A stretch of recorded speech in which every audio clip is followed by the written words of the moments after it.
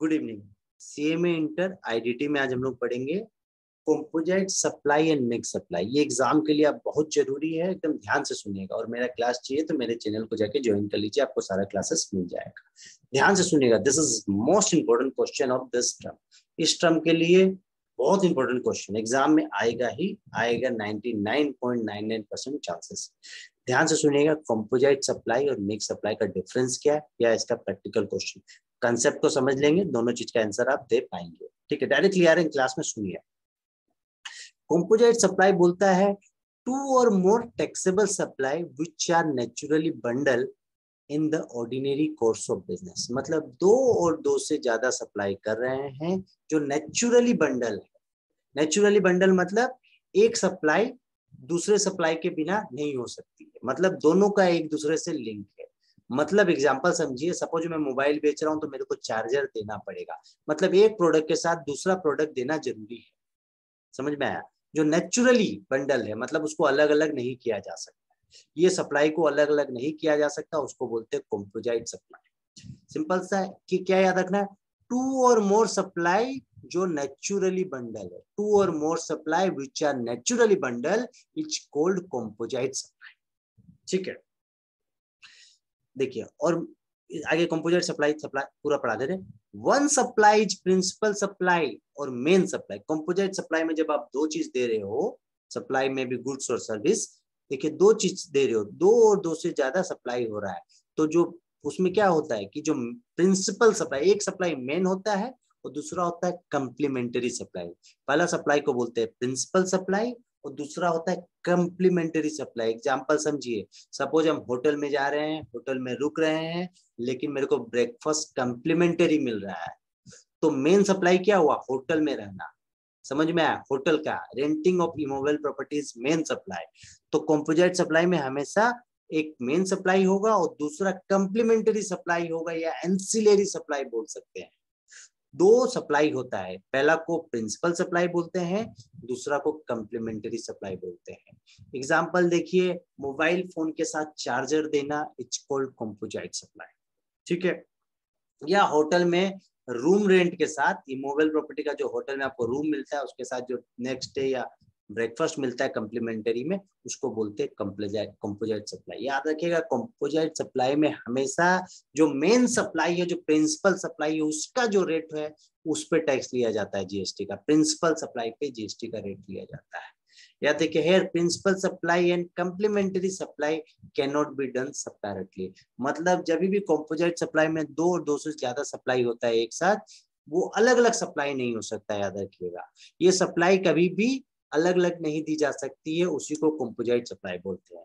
The supply which are naturally bundle is called composite supply. Simple सा है, जो supply अलग अलग नहीं दी जा सकती है उसी को बोलते हैं कंपोजिट सप्लाई। और सिंपल सा भाषा में मिक्स सप्लाई में मतलब जो नेचुरली बंडल नहीं है, दो और दो से ज्यादा सप्लाई जो नेचुरली बंडल नहीं है, मतलब जो सप्लाई अलग अलग दिया जा सकता है, उसको बोलता है mix supply. Two or more supply which are not naturally bundle is called mix supply. याद रखिए, each supply can be done independently, मतलब डिपेंड नहीं, एक सप्लाई दूसरा पे डिपेंड नहीं है, so that it is called independent. याद रखिए, मिक्स सप्लाई में सप्लाई क्या है? इंडिपेंडेंट, उसको अलग अलग सप्लाई किया जा सकता है। इंडिपेंडेंट मतलब एक सप्लाई दूसरा सप्लाई पे डिपेंडेंट नहीं है। यहाँ पर कंपोजिट सप्लाई में एक सप्लाई दूसरा सप्लाई पे डिपेंडेंट होता है, यहाँ पर डिपेंडेंट होता है, यहाँ पर इंडिपेंडेंट होता है। ठीक है, here no supply is principal supply. याद रखिएगा, एग्जांपल देखिए, जैसे गिफ्ट का बॉक्स अपने पैक करते हैं, गिफ्ट का बॉक्स जो बिकता है जिसमें चॉकलेट रहता है, स्वीट्स रहता है, बैलून रहता है, या ड्राई फ्रूट्स का बॉक्स जिसमें काजू किशमिश सब अलग अलग सारा ड्राई फ्रूट्स रहता है, जिसको अलग अलग बेचा जा सकता है। जिस सप्लाई को अलग अलग बेचा जा सकता है उसको बोलते हैं मिक्स सप्लाई, जो नेचुरली बंडल नहीं है। याद रखिएगा, जीएसटी रेट यहाँ पर हाईएस्ट रेट ऑफ जीएसटी लगता है। सारा जो प्रोडक्ट है, जैसे काजू किशमिश जो स्वीट चॉकलेट, सबका अलग अलग जो जीएसटी रेट है, जिसका हाईएस्ट रेट होगा वह रेट सब पे लगा दिया जाएगा। याद रखिएगा, और here all supply can be done separately. यहाँ पर जो मिक्स सप्लाई में सप्लाई आप अलग अलग कर सकते हैं। एक एग्जांपल लेंगे, उसमें सारा डाउट आपका क्लियर हो जाएगा। बोलता है मिस्टर रवि, मेरा नोट ले लीजिएगा, समझ में आएगा, शॉर्ट में बता रहे। मिस्टर रवि लैपटॉप बेचता है। जब मिस्टर रवि लैपटॉप बेचता है तो लैपटॉप के साथ उसका बैग उसको फ्री देना पड़ता है। मतलब लैपटॉप के साथ बैग देना मैंडेटरी, नेचुरली बंडल है, इसीलिए इसको बोलते हैं कंपोजिट सप्लाई। ये नेचुरली बंडल है। तो मेन चीज क्या हो गया लैपटॉप। लैपटॉप का रेट सपोज 18% जीएसटी रेट है और लैपटॉप का बैग 28% है। तो जब भी कंपोजिट सप्लाई होगा तो प्रिंसिपल आइटम का जो रेट होगा उसको लिया जाएगा। तो प्रिंसिपल आइटम यहाँ लैपटॉप है तो उसका रेट होगा 18%। एग्जाम्पल सपोज इसी एग्जाम्पल में यदि वो मोबाइल फोन और चार्जर बेचता है और मोबाइल फोन का जीएसटी रेट 18% होता है और चार्जर का रेट 28% होता है, तो मोबाइल फोन का जो जीएसटी रेट है 18% लिया जाता है। जो प्रिंसिपल कंपोजिट सप्लाई में याद रखिएगा, प्रिंसिपल सप्लाई का जीएसटी रेट लिया जाता है। सबसे पहले आपको आइडेंटिफाई करना पड़ेगा ये कंपोजिट है या मिक्स है, उसके बाद आप जीएसटी रेट को लोगे। अब देखिए एक एग्जांपल हो, ये मिक्स सप्लाई का एग्जांपल है। देखिए बोलता है स्पेंसर बाजार, स्पेस बाजार लिखा हुआ है, स्पेंसर बाजार समझ लीजिए, बकेट बेचता है विथ डिटर्जेंट परचेज, मतलब आप सर्फ खरीदोगे तो बाल्टी फ्री मिलेगा। कंपनी सर्फ और बाल्टी को अलग अलग बेच सकता है, कोई दिक्कत नहीं है। पूछता है ये कंपोजिट सप्लाई है या मिक्स सप्लाई है और जीएसटी रेट बताइए। यदि सर्फ का 28% है और बकेट बाल्टी का 18%, याद रखिएगा मिक्स सप्लाई में सबसे पहला हाई जीएसटी रेट लिया जाएगा, मतलब 28% का जीएसटी रेट लगेगा। और मिक्स सप्लाई क्यों है? क्योंकि ये दोनों आइटम अलग अलग बिक सकता है, मतलब जब आइटम अलग अलग बिक सकता है उसको मिक्स सप्लाई बोलेंगे। बाल्टी और सरफ अलग अलग बिक सकता है इसीलिए मिक्स सप्लाई है। और यहाँ पर जीएसटी रेट हाईएस्ट लगेगा, 18% लगेगा। मेरा नोट्स चाहिए सारा क्लास का, वो भी मिल जाएगा, सिर्फ मेरा मेंबरशिप ज्वाइन कर लीजिए, लेवल 2 में आपको मिल जाएगा। आगे देखिए aggregate turnover, this is most important question of this. आज जो कराएंगे एकदम भी आई एग्जाम के लिए। टर्नओवर बोलते हैं aggregate turnover means aggregate value of all taxable supply. बोलता है जब एग्रीगेट टर्नओवर आप बनाते हैं, एग्रीगेट मतलब क्या, सब मिला के, टर्नओवर मतलब सेल, सब मिला के हम कितना बेचे वो बताना है, सीधा सा बात है। तो सब मिला के आप क्या क्या बेचे वो क्या क्या इंक्लूड होगा, ऑल टैक्सेबल सप्लाई, जितना आप सप्लाई किए वो आ जाएगा, एग्जेम्प्टेड सप्लाई वो आ जाएगा, एक्सपोर्ट ऑफ गुड्स, आप जो कोई चीज एक्सपोर्ट करते हो तो वो भी आ जाएगा, मतलब सारा आउटवर्ड सप्लाई आ जाएगा। और सर्विसेज, सप्लाई मतलब गुड्स एंड सर्विसेज दोनों याद रखिए। और इंटर स्टेट सप्लाई, एक स्टेट से दूसरा स्टेट जो आप बेचे वो भी आ जाएगा, और सेम पेन में होना चाहिए, बस इतना याद रखना है।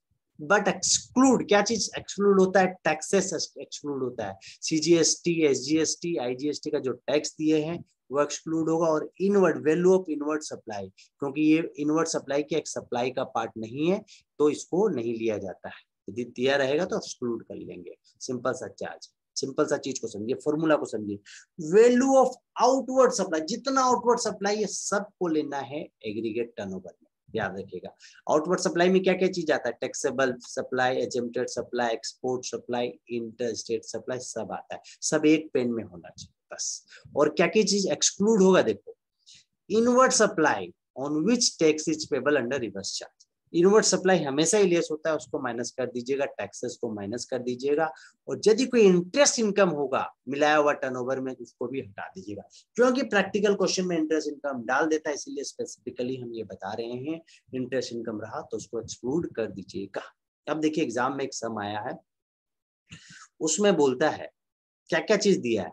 Ram and company being a trader of cell phone registered under GST, ठीक है, उसका सारा दिया है। Furnishing the following information relating to principal financial, ठीक है, क्या क्या दिया देखिए। इंटर स्टेट सप्लाई, टर्नओवर निकालना है आपको। Inter state supply of taxable goods 120 lakh है। Inter state supply of exempted goods ये भी 10 लाख है। टैक्सेबल सर्विस 5 लाख है। इंटर स्टेट एग्जेम्प्टेड सर्विस ये भी 3 लाख है। अब इंटरेस्ट इनकम 15 लाख है। देखिए बोलता है यहाँ पर आपको दिया जाएगा कंपोजिशन स्कीम नहीं, आपको ये निकालना है कैलकुलेट एग्रीगेट टर्नओवर, ठीक है, एग्रीगेट टर्नओवर।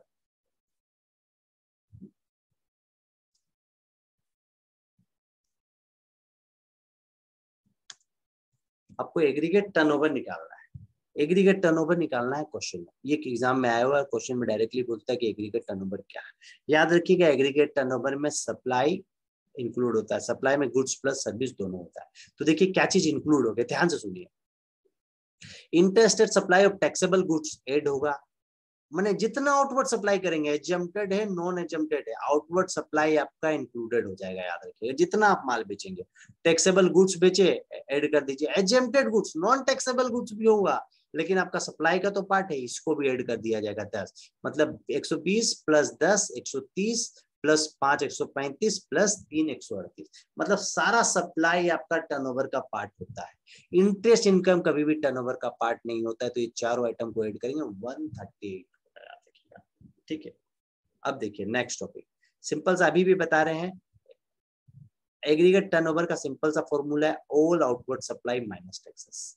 और यदि इंटरेस्ट इनकम यदि कुछ होगा उसमें, देखिए इंटरेस्ट इनकम यदि एग्रीगेट टर्नओवर में इंक्लूड होगा तो उसको एक्सक्लूड कर देगा।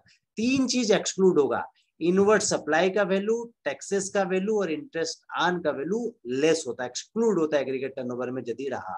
और क्या चीज इंक्लूड होता है, value of all outward supply, जितना आउटवर्ड सप्लाई है सारा इंक्लूड होगा, याद रखिएगा। अब देखिए तो नेक्स्ट कंपोजिशन स्कीम, ये बहुत इंपॉर्टेंट है आपके लिए।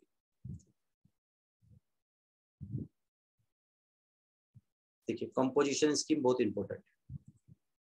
कंपोजिशन का स्कीम बनाया गया था कि एक छोटा tax payer, small tax payer के लिए स्कीम बनाई गई थी कि छोटा टैक्स पेयर बोलता है कि हम जीएसटी का इतना सारा कंप्लायंस नहीं कर सकते, इतना खर्चा नहीं कर सकते, क्योंकि सारा कंप्लायंस करने के लिए एक अकाउंटेंट रखना पड़ेगा और छोटा बिजनेसमैन लोग हर एक अकाउंटेंट वगैरह नहीं रख सकता, उतना खर्चा नहीं पाल सकता है। तो उन लोगों के लिए गवर्नमेंट ने स्कीम लाई कि यदि आप छोटा टैक्स पेयर है और आपका लिमिट टर्नओवर का इतना है तो हम आपको कंपोजिशन स्कीम का बेनिफिट दे देंगे। टर्नओवर का क्या लिमिट है सब चीज हम समझा रहे हैं, ध्यान से सुनिएगा। तो ये बेसिकली ये स्कीम ऑप्शनल है, मैंडेटरी स्कीम नहीं है। स्मॉल टैक्स पेयर चाहे तो स्कीम ले सकता है, स्मॉल टैक्स पेयर चाहे तो नहीं भी ले सकता, मैंडेटरी नहीं है उसके लिए, ये एक ऑप्शनल स्कीम है। क्या चीज है ध्यान से सुनिएगा, small taxpayer with an aggregate turnover in a preceding financial year is up to 1.5 crore shall be eligible for composite scheme। इस कंपोजिशन स्कीम प्रैक्टिकल क्वेश्चन आता है, ध्यान से सुनिएगा। कंपोजिशन स्कीम के लिए एलिजिबल कौन है, वही स्मॉल टैक्स पेयर जिसका टर्नओवर का लिमिट कितना है, 1.5 करोड़ है। 1.5 करोड़ से ज्यादा लिमिट होगा तो उसको कंपोजिशन का स्कीम का बेनिफिट नहीं मिलेगा। कंपोजिशन स्कीम का बेनिफिट क्या है कि देखो स्कीम का बेनिफिट क्या है, देखिए बोलता है reduce compliance cost of small tax payer. Small tax payer को माने जीएसटी का सारा मंथली रिटर्न क्वार्टरली रिटर्न कुछ भरने का दरकार नहीं है, साल में सिर्फ एक रिटर्न भरो और हर महीना टैक्स देने का भी दरकार नहीं है, जितना टर्नओवर हुआ उसका स्पेसिफिक रेट पे टैक्स देके खत्म करो और कोई कंप्लायंस नहीं करना है। उसके लिए सिंप्लिसिटी हो जाता है, स्मॉल टैक्स पेयर के लिए जीएसटी बहुत सिंपल कर दिया जाता है और उसको बिजनेस में भी ईज ऑफ डूइंग बिजनेस हो जाता है, उसके लिए जीएसटी का बर्डन से फ्री हो जाएगा, याद रखिए स्मॉल टैक्स पेयर, इसीलिए उसको बेनिफिट दिया गया है।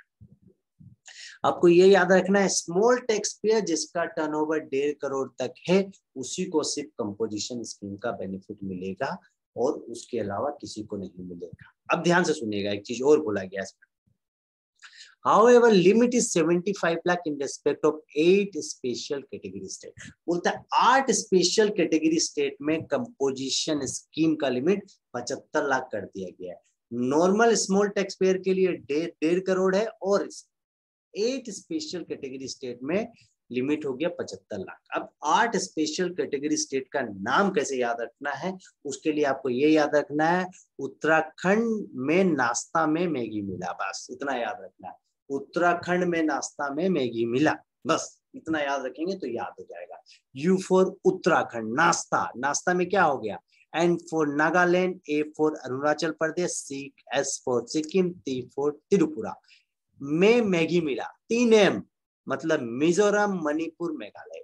उत्तराखंड में नाश्ता में मैगी मिला, बस इतना याद रखेंगे तो आपको याद रहेगा 8 स्पेशल कैटेगरी में कंपोजिशन स्कीम का लिमिट 75 लाख हो गया। कंपोजिशन स्कीम में सबसे बड़ा बात होता है कि आप जीएसटी का बर्डन से फ्री हो जाएंगे, जीएसटी का कंप्लायंस का बर्डन से फ्री हो जाएंगे। However, ध्यान से सुनिएगा आगे क्या बोला है, the composition scheme is available to the supplier of goods and restaurant service. जब पहले रूल बना था तो बोला गया कि कंपोजिशन का स्कीम का बेनिफिट सप्लायर ऑफ गुड्स और रेस्टोरेंट सर्विस वाला को बोलेंगे दिया जाएगा, मतलब रेस्टोरेंट सर्विस सिर्फ कवर है, लेकिन हाउएवर बाद में ये लोग को एक्सटेंड कर दिया गया। However composition supplier are permitted to supply other service, other service का भी कंपोजिशन स्कीम में बेनिफिट मिला, लेकिन अदर सर्विस इस लिमिट के अंदर होगा तभी कंपोजिशन स्कीम का बेनिफिट मिलेगा, नहीं तो नहीं मिलेगा। अदर सर्विस में क्या लिमिट होना चाहिए, देखिए 10% ऑफ टर्नओवर, मतलब जितना टर्नओवर है आपका 10% और 5 लाख व्हिचएवर इज हायर, मतलब यहां तक लिमिट रहा तो कंपोजिशन का स्कीम का मतलब अदर सर्विस का टोटल लिमिट यहां तक रहा, मतलब टर्नओवर का जितना अदर सर्विस है वो टर्नओवर का 10% होगा या 5 लाख होगा या व्हिचएवर इज हायर होगा, एक एग्जांपल लेंगे उससे समझ में आएगा, तब आपको कंपोजिशन का स्कीम का बेनिफिट मिलेगा, नहीं तो नहीं मिलेगा। अब देखिए this scheme is not applicable, ये कंपोजिशन का स्कीम का किसको बेनिफिट मिलता ही नहीं है, मतलब ये यदि कोई इंटर स्टेट आउटवर्ड सप्लाई कर रहा है तो उसको कंपोजिशन का बेनिफिट नहीं देंगे, मतलब घुमा फिरा के बोला गया है कंपोजिशन का स्कीम छोटा टैक्स पेयर को मिला है, और यदि कोई एक स्टेट से दूसरा स्टेट माल बेच रहा है उसको छोटा टैक्स पेयर नहीं मानेंगे, ई कॉमर्स ऑपरेटर को कंपोजिशन स्कीम का बेनिफिट नहीं मिलेगा। अब देखिए एग्जाम्पल देखिए आगे, एकदम ध्यान से देखिएगा, एग्जाम के लिए बहुत इंपॉर्टेंट है, ठीक है। बोलता है सी लिमिटेड ऑफ चेन्नई, ये सप्लाई करता है, ठीक है। सप्लाई में क्या क्या चीज है देखिए, बोलता है intra state supply of taxable goods, intra state supply of एजेंटेड goods, intra state supply of taxable service and intra state outward supply of service is 4 lakh, ये दिया हुआ है। एक्सपोर्ट ऑफ गुड्स 35 लाख दिया हुआ है और inter state inward supply 200 lakh दिया हुआ है, सीजीएसटी एंड एसजीएसटी दिया हुआ है 2 लाख। सब बोलता है कि आप एलिजिबल है या नहीं कंपोजिशन स्कीम के, बताइए। तो सबसे पहला कंपोजिशन स्कीम में हमको क्या देखना है, टर्नओवर देखना है 1.5 करोड़ है या नहीं, तो सबसे पहला चीज निकालेंगे एग्रीगेट टर्नओवर, ठीक है। तो एग्रीगेट टर्नओवर में क्या चीज होता है, टैक्सेबल गुड्स इंक्लूड होता है, एजेंटेड गुड्स इंक्लूड होता है, टैक्सेबल सर्विस इंक्लूड होता है, और interstate outward supply of service से 4 लाख इंक्लूड होगा, प्लस एक्सपोर्ट ऑफ गुड्स ये इंक्लूड होता है, मतलब total outward supply aggregate turnover में इंक्लूड होता है। अभी पहले मैंने पढ़ा है कुछ देर पहले एग्रीगेट टर्नओवर, एग्रीगेट टर्नओवर में टैक्स का वैल्यू और inter state inward supply include नहीं होता है, तो एग्रीगेट टर्नओवर में टैक्स, सीजीएसटी, एसजीएसटी का अमाउंट और इनवर्ड सप्लाई इंक्लूड नहीं होता है। तो सबसे पहला काम है एग्रीगेट टर्नओवर निकालना। तो एग्रीगेट टर्नओवर पहला कंडीशन देखिए, एग्रीगेट टर्नओवर क्या है, 1.5 करोड़ से कम है, ये अलाउ होना चाहिए। दूसरा कंडीशन ये देखे कि जहाँ सप्लाई ऑफ सर्विस में, रेस्टोरेंट सर्विस में तो चलो अलाउड है, लेकिन अदर देन रेस्टोरेंट सर्विस में लिमिट है 10% ऑफ टर्नओवर और 5 लाख व्हिचएवर इज हायर। तो 10% ऑफ टर्नओवर आप देखोगे तो 10% ऑफ टर्नओवर हो गया, देखिए आपका टर्नओवर कितना है 94 लाख, तो 10% कितना हो गया 9.40 लाख और 5 लाख व्हिचएवर इज हायर, मतलब 9.4 लाख तक का यदि सर्विस होगा तो कंपोजिशन स्कीम का बेनिफिट मिल जाएगा, और सर्विसेज यहाँ सिर्फ 9 लाख तक है। तब भी हम सेकंड कंडीशन में भी देखिए कि टर्नओवर का कंपोजिशन का स्कीम मिल जाता है। लेकिन तीसरा कंडीशन में बोलता है यदि आपका कोई भी इंटर स्टेट सप्लाई होगा, कीवर्ड को देखिए इंटर स्टेट सप्लाई होगा, ध्यान से सुनिए, इंटर स्टेट सप्लाई होगा तो आपको कंपोजिशन का बेनिफिट नहीं मिलेगा। तो इस केस में इंटर स्टेट सप्लाई है इसीलिए कंपोजिशन का बेनिफिट नहीं मिलेगा, तो एलिजिबल नहीं है वो कंपोजिशन के लिए।